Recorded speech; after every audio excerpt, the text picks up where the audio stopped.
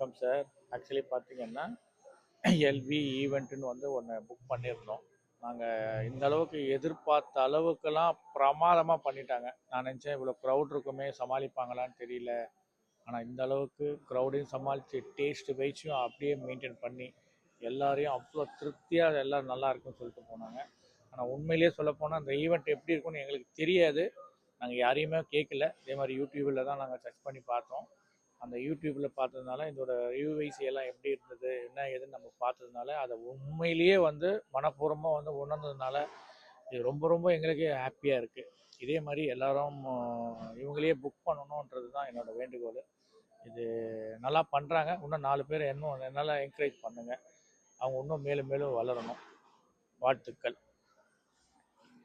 நாங்கள் எதிர்பார்த்ததை விட டேஸ்ட் வைஸ் அவங்களோட சர்வீஸ் வைஸ் எல்லாமே வந்து சூப்பராக எக்ஸலண்ட்டாகவே இருந்துச்சு.